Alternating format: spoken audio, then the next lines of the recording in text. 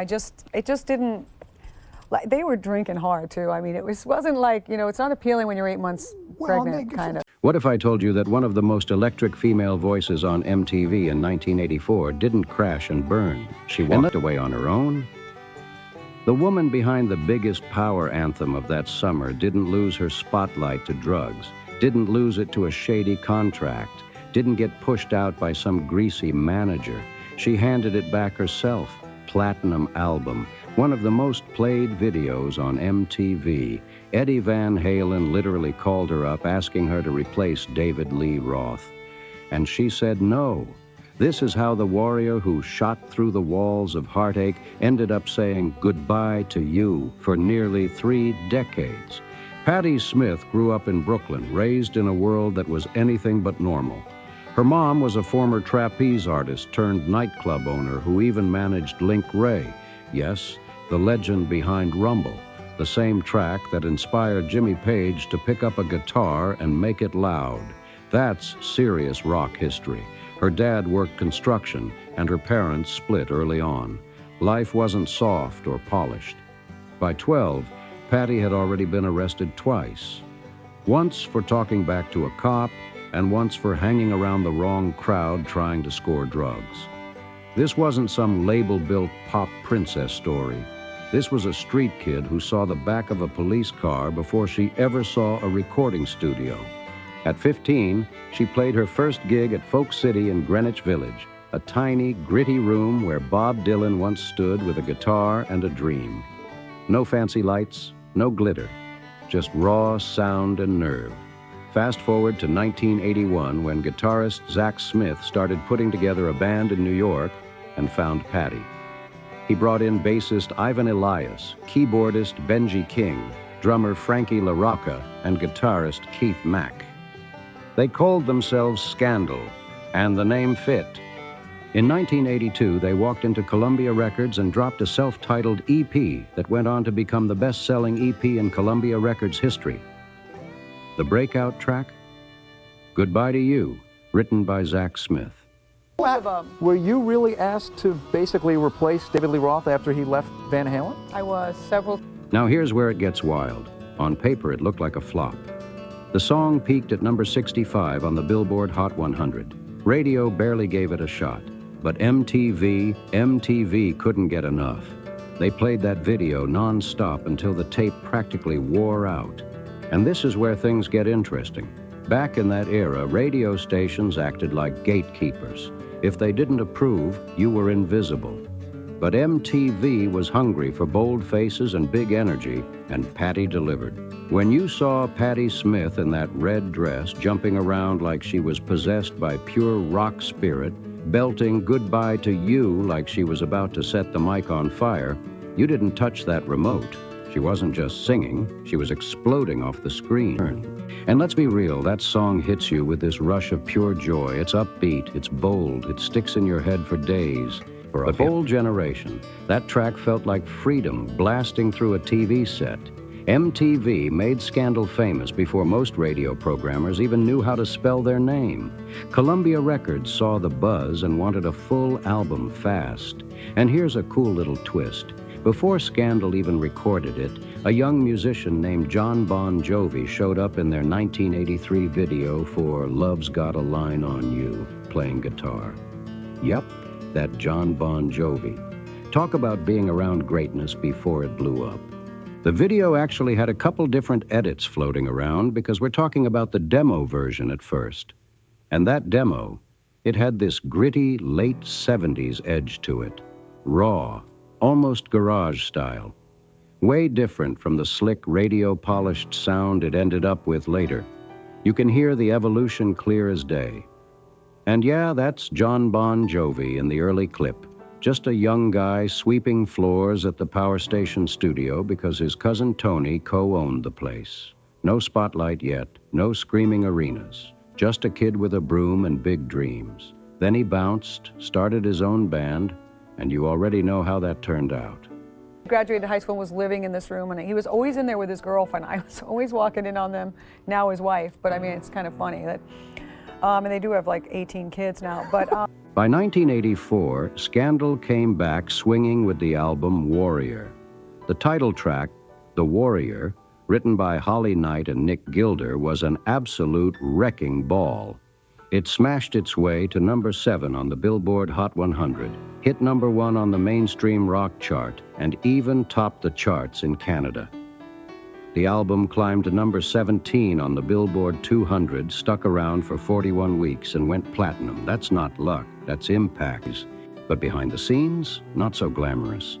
Columbia Records pushed Patti into a concept video she never wanted to make. When she finally saw the finished cut, she begged them not to release it. She later said she had no clue it would look like some off-Broadway version of Cats. But the label dropped it anyway. And guess what? It became one of the most played videos on MTV that year.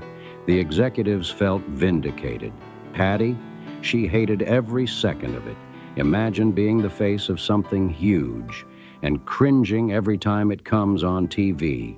Now picture this. Patti Smith, 27 years old, standing dead center in the MTV spotlight, belting out, "Shooting at the Walls of Heartache, Bang Bang," while the whole country shouts it back at their screens. A Brooklyn kid who got arrested at 12 was now blasting through speakers in living rooms across America. That's a glow-up nobody saw coming. But inside the band, things were cracking. Scandal was Zach Smith's creation. He built it from the ground up. He wrote the breakthrough hit. He handpicked the members. This was his blueprint. But when MTV rolled the cameras, they didn't focus on Zach. They zoomed in on Patti, the leather jacket, the attitude, the snarl. She had the look that jumped off the screen. And soon the label made it official. It wasn't just Scandal anymore. It was Scandal featuring Patti Smith. That's a big shift.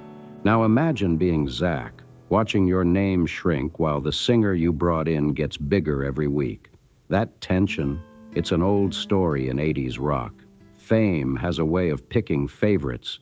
Then the lineup started falling apart. Frankie LaRocca was out before the Warrior sessions even kicked off. Tommy Price stepped in on drums. Midway through recording, Tommy got an offer from Billy Idol. Bigger platform, better pay. And Billy even offered him a cut of record sales. Something Scandal wasn't putting on the table. So Tommy packed up and rolled out. Business is business. Patti Smith had to step in and finish the last 2 tracks. And she admitted later that once Tommy left, something shifted. The glue holding it together was gone. By the time the Warrior tour wrapped up in late '84, the band was basically stripped down to the frame. Zach Smith had already exited. Most of the original crew was gone. Only Patti and Keith Mack were left standing. Patti later said straight up that she and Zach never clicked. Oil and water, that's how she described it. So the founder, the songwriter, the architect of the whole thing was out. And the front woman he discovered couldn't even stand being in the same lane with him. So by 1985, Scandal was done. 1 EP, 1 full-length album, 2 charting singles, 1 platinum record already collecting dust. Boom, over. The entire rise and fall of Scandal could fit inside the time it takes a parking meter to expire. Fast fame, fast fallout, gone just like that. But this is where the story takes a sharp left turn. In 1985, David Lee Roth walked away from Van Halen. The biggest hard rock band on the planet suddenly needed a new front person. And Eddie Van Halen didn't call Sammy Hagar first. He called Patti Smith. This wasn't some casual hey maybe conversation. Eddie was serious, dead serious. He reached out more than once. Van Halen had just crushed the massive 1984 tour, sold out arenas, a monster album. They were untouchable. And he wanted Patti standing at center stage. But here's the twist. Patti was 8 months pregnant. She had married Richard Hell, the punk rocker from television and the Voidoids. Her life wasn't about late-night chaos anymore. She didn't drink. Van Halen partied hard. She was Brooklyn to her core. Van Halen was pure Los Angeles energy. She didn't want to move across the country. She didn't want to raise a newborn inside a band known for wild behavior and constant tension. That wasn't the vibe she wanted around her child. Eddie finally told her, "Hey, I need a yes or no so we can move on." I just didn't see moving my whole life to LA, and I was, only been married for a little while, and No pressure, right? And she gave him the no. Now here's the part that makes it even crazier. Eddie asked her not to tell anyone. He didn't want Sammy knowing he wasn't the first choice, so she kept it quiet for years. Eddie moved on, called Sammy Hagar, and Sammy said yes. The Van Hagar era exploded. Multi-platinum albums, stadium tours, massive hits. But just imagine for a second, the Van Smythe era. That would have been a totally different sound. Hard rock with that fierce, sharp New York edge. It's wild to think about how the band might have shifted with her voice leading the charge. Rock fans still debate this like it's a lost alternate timeline. Meanwhile, Sammy Hagar became one of the most famous rock singers on the planet because a pregnant woman in Brooklyn said, "No thanks." And here's the part that stings. Patti later admitted she regretted turning it down. She watched them climb right back to the top of the mountain. The money, the fame, the global spotlight, that opportunity had her name on it and she let it pass. That kind of what if can stick in your head like a splinter you can't pull out. So instead of joining Van Halen, Patti went solo. In 1987, Columbia released her debut solo album, Never Enough. But here's another label move that didn't sit right with her. Columbia pushed it out as a Patti Smith solo record. Patti wanted it tied to the Scandal name. She was overruled. Again. The album got decent reviews. A couple minor singles made some noise, but compared to Warrior, it barely made a ripple. The truth hit hard. A Scandal album without the full Scandal machine just didn't carry the same weight. The buzz wasn't there. Then her marriage to Richard Hell fell apart. Divorced by 1987. Now she's a single mom with a baby daughter. A solo album that didn't take off, no band, and the memory of turning down Van Halen playing on repeat in her mind. That's a heavy load for anyone. But quitting? That wasn't her style. She switched to MCA Records and came back in 1992 with a self-titled album. And this time she had backup, a duet called Sometimes Love Just Ain't Enough, featuring Don Henley. The song shot up to #2 on the Billboard Hot 100, hit #1 in Canada, and went gold. It was everywhere. Radio couldn't ignore it. He's notorious, no doubt about it. But here's the thing. Patti had already worked with Don Henley on his solo albums Building the Perfect Beast and The End of the Innocents. The chemistry wasn't random. It was tested, proven, solid. So when they teamed up for Sometimes Love Just Ain't Enough, it clicked fast. The track earned her a Grammy nomination for Best Pop Performance by a duo or group. That's serious recognition. Then in 1994, she co-wrote Look What Love Has Done for the Arnold Schwarzenegger movie Junior. And just like that, boom, she lands an Academy Award nomination for Best Original Song, not from a rock anthem, not from a stadium tour, from a movie soundtrack contribution. Even her wins came in the most unexpected ways. On paper, her solo career was moving smoothly. Hits, nominations, respect. But she didn't slam her foot on the gas. Instead, life shifted again. In 1993, she met tennis legend John McEnroe at a Christmas party. They started dating. By 1997, they secretly got married in Hawaii. And here's the slick part. They planned the ceremony on the same night as the Oscars so the press would be distracted. That's a smart move. No circus, no headlines, just quiet vows. And then Patti Smith, platinum artist, Grammy nominee, Oscar nominee, stepped away from music. Not because she had to, because she chose to. She focused on family. She and McEnroe built a blended household with 6 kids. And for 28 years, she didn't release another album of original material. 28 years. That's not a break. That's a full reset. While the industry kept spinning, she stayed out of the noise. Meanwhile, the rest of Scandal's story took a heavier turn. Bassist Ivan Elias passed away from lymphoma in June 1995. He was in his early 40s. Original drummer Frankie LaRocca developed cardiomyopathy and died on May 12, 2005, from pneumonia following surgery to implant a defibrillator. He was 51. Keyboardist Benji King died in September 2012 after a fall down a flight of stairs. He was 58. 3 of the 6 original members were gone. Tommy Price, the drummer who left during the Warrior sessions for a bigger opportunity, went on to play with Joan Jett and the Blackhearts for decades. He passed away in October 2025 at 68. Zach Smith, the founder, the architect, the man who wrote Goodbye to You, the one Patty once described as oil and water with her, reunited with the band for VH1's Bands Reunited in 2004. They played several East Coast shows, including a night at Irving Plaza in New York in February 2005. By 2007, Zach had stepped away again. Time moved on. People moved on. Some chapters closed for good. And Patty? She built a different kind of life. She and McEnroe settled into a $21 million oceanfront estate in Malibu's Paradise Cove.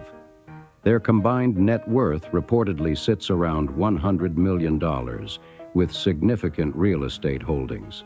Financially, things worked out just fine. The woman who turned down Van Halen didn't end up struggling, not even close. But the real move wasn't about money, it was about privacy. No reality shows, no constant tabloid drama, no public meltdowns. She once said she had a gut feeling that if she kept her marriage quiet, it might actually last. No spotlight pressure, no media circus, just real life. And nearly 30 years later, she proved that instinct right. Finally, in 2020, she stepped back into the studio and released It's About Time. Recorded at Blackbird Studio in Nashville and produced by Dan Huff, the album featured 6 original songs and 2 covers. Critics respected it. Sales were modest. No massive arena comeback, no giant media blitz. But that wasn't the point. The Warrior didn't fall. She didn't get pushed out. She didn't crash. She stepped off the battlefield before the chaos swallowed everything around her. While the music world burned through egos, contracts, and headlines, she chose timing, family, and control. By the time the 2020s rolled in, the music world looked nothing like the one Patti Smith had stepped away from. MTV barely played videos. Rock radio wasn't king anymore. Streaming ruled everything. But here's the twist. Her voice? It still had that same bite. When It's About Time dropped in 2020, it wasn't about chasing charts. It wasn't about competing with pop trends or viral hits. It was about unfinished business. You could hear it in the tone. The grit was still there. The Brooklyn edge never left. Decades may have passed, but that fire didn't cool off. She did interviews around the release and spoke openly about aging in rock. No pretending, no fake image, just honesty. She talked about how women in rock don't always get the same long runway as men, how the industry can quietly push them aside once they're not 25 anymore. And she said it without bitterness, just facts. That kind of straight talk hits different. Live shows followed, smaller venues, intimate crowds. Not stadiums, not arena tours, but something else happened instead. Connection. Fans who grew up blasting The Warrior brought their kids. 3 generations in one room singing Bang Bang. That's legacy energy. And here's something wild. The what if about Van Halen never really died. Interviews kept circling back to it. Would she have changed the band's direction? Would the sound have leaned heavier, more melodic, more New York grit? She admitted again that part of her wondered how life would have looked if she'd said yes. But she also made it clear she chose her child. She chose stability, and she stands by that. That kind of decision doesn't always look flashy in rock history books. It doesn't come with platinum plaques, but it lasts. Over the years, she and McEnroe kept their world tight. No oversharing, no reality TV spin-offs, Just a long marriage in an industry where long marriages are rare. And that might be the most rebellious move of all. Meanwhile, the Warrior never faded. Commercials used it. Sports arenas blasted it. TV shows brought it back. Every time that opening chant kicks in, people know exactly what's coming. That's the kind of song you don't outrun. It follows you, in a good way. And maybe that's the real headline here. Patti Smith didn't disappear. She just refused to let the industry decide her worth. She had the hits. She had the offers. She had the chaos right at her doorstep. And when the moment came to gamble everything for more fame, she stepped back. Not many artists walk away at the peak. Even fewer come back on their own terms. So when people ask what happened to the Warrior, the answer isn't dramatic. She didn't fall, she didn't fade. She chose her battles carefully, and she's still standing. Here's the part people don't always talk about. Legacy doesn't always look loud. Sometimes it moves quiet, steady, and unshaken. As the years kept rolling, Patti Smith's catalog found a second life. Streaming platforms introduced The Warrior and Goodbye to You to listeners who weren't even born when those songs first exploded on MTV. And guess what? The reaction was the same. That hook still lands. That chorus still punches. Great songs don't expire. You started seeing her name pop up in unexpected places. TV syncs, movie throwbacks, playlists celebrating women in rock. And every time her voice cut through the speakers, it reminded people that the 80s weren't just hairspray and neon. There was real power there. She also became more vocal about protecting artists' rights. Having lived through label battles, creative control issues, and industry politics, she understood how fast ownership can slip away. She spoke about knowing your contracts, knowing your worth, and not signing your power over just because someone dangles fame in front of you. That's hard-earned wisdom. And let's be honest, not every artist from that era kept their reputation intact. Some burned bridges. Some got swallowed by scandal. Some kept chasing the spotlight until it stopped chasing back. Patti didn't do that. She moved differently. Her live performances in recent years carried a different kind of weight. No frantic need to prove anything. No desperate grabs for relevance, just confidence. When she sings I Am the Warrior, it doesn't sound like a 20-something fighting for airtime anymore. It sounds like someone who's lived it, survived it, and made peace with it. There's also something powerful about the fact that she stepped away at her commercial peak and still came back respected. That doesn't happen often. Usually the industry forgets. Usually it replaces. But certain voices stick in the culture like permanent ink. And here's another angle. The younger wave of female rock artists have cited women from that MTV generation as proof that you can be strong without fitting a mold. Patti was never packaged as sweet or soft. She had edge. She had attitude. She didn't apologize for it. That blueprint matters. Looking back, the scandal years feel like a lightning strike. Quick, blinding, gone before you fully process it. But lightning leaves a mark. And the solo years, that's endurance. That's patience. That's playing the long game. The wild part is this. If she had joined Van Halen, the story might have been bigger, louder, richer in record sales. But would it have been steadier? Would it have lasted the same way? No one really knows. So when you zoom out and look at the full picture, Patti Smith's story doesn't read like a typical rise and fall rock tale. It's not a crash. It's not a scandal-filled meltdown. It's a series of bold choices. She hit the top fast, stepped away when things got messy, turned down one of the biggest gigs in rock history, and still carved out a life that most artists only dream about. Think about that for a second. One call, one yes, and her name might have been locked into a totally different chapter of rock history. Stadium tours, bigger headlines, more chaos. Instead, she chose family. She chose privacy. She chose control over the noise. That's a power move most people don't have the guts to make. And even with all the what-ifs floating around, the music never disappeared. The Warrior still hits. Goodbye to You still lifts the mood. Those songs don't belong to one decade. They travel. That's the mark of something real. Trends fade, voices don't. What makes this story wild isn't just the fame, it's the restraint. In an industry built on ego and excess, she moved strategic. No endless drama, no desperate comebacks, no chasing relevance. She played the long game and kept her name respected. That's rare air. And now when she steps on stage, it's not about proving anything. It's about legacy. It's about history. It's about standing tall, knowing you survived the machine without letting it own you. That's warrior energy for real. So what do you think? Did she make the right call turning down Van Halen? Would the band have sounded better with her up front? Or was destiny already locked in the way it played out? I want to hear your take. Drop it in the comments.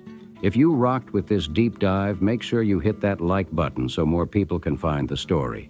Subscribe if you're into real music history with the drama, the facts, and the behind-the-scenes twists that don't always make the headlines. And ring that notification bell so you don't miss the next breakdown. We've got more legendary stories coming up, and trust me, some of them get even crazier. I'll see you in the next video.